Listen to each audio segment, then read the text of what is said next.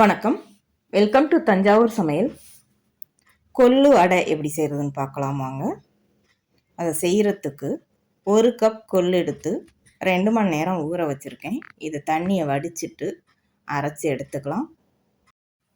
ஒரு 2 table spoon ஊற வச்ச இந்த கொள்ளை தனியாக எடுத்து வச்சுருக்கேன். 1/2 கப் கடலைப்பருப்பு, இதையும் நல்லா ஊற வச்சுட்டு தண்ணியை வடித்து எடுத்துக்கலாம். இதிலேருந்து ஒரு 2 டேபிள் ஸ்பூன் கடலைப்பருப்பும் தனியாக முழுசாக எடுத்து வச்சுக்கலாம்.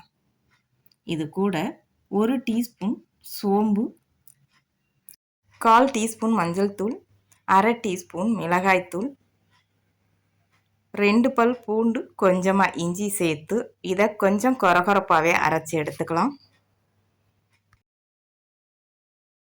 கொஞ்சம் லைட்டாக கொரகொரப்பாக இருந்தால் போதும். அரைச்சாச்சு. இப்போது இது கூட காரத்துக்கு மிளகாத்தூள் சேர்த்துருக்கோம். அது கூட ஒரு பச்சை மிளகாய் சின்ன சின்னதாக கட் பண்ணி அதையும் இதில் சேர்த்துருக்கேன்.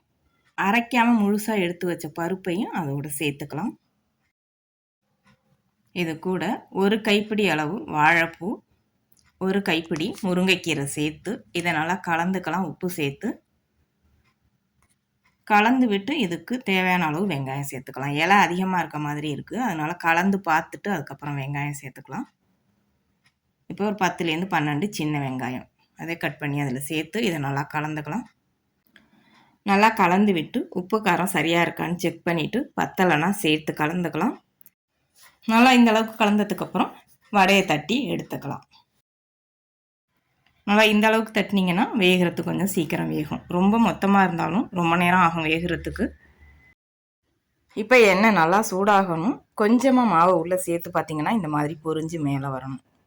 அதுக்கப்புறம் இப்போ தட்டின வடையை எண்ணெயில் சேர்த்து நல்லா வேக வச்சு எடுத்துக்கலாம்.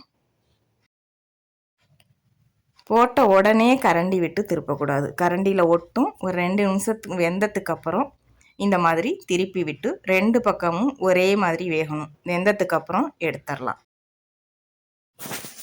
இப்போ இது நல்லா வெந்துருச்சு. இதை எடுத்துடலாம். அவ்வளவுதான், நம்ம சுவையான கொள்ளு வடை ரெடி ஆயிடுச்சு. முருங்கைக்கீரை வாழைப்பூ சேர்க்காமலும் செய்யலாம், முருங்கைக்கீரை மட்டும் சேர்த்தும் செய்யலாம், வாழைப்பூ மட்டும் சேர்த்தும் செய்யலாம். உங்களுக்கு எது விருப்பமோ அந்த மாதிரி செய்யலாம். இப்போ வடை நல்லா மொறுமொறுன்னு நல்லா வெந்து வந்திருக்கு. சாப்பிட்றதுக்கு டேஸ்ட்டும் நல்லாயிருக்கு. நீங்களும் செஞ்சு பாருங்கள். வீடியோ பிடிச்சிருந்தா வீடியோ ஷேர் பண்ணுங்கள். தஞ்சாவூர் சமையலுக்கு சப்ஸ்கிரைப் பண்ணுங்கள். தேங்க்யூ.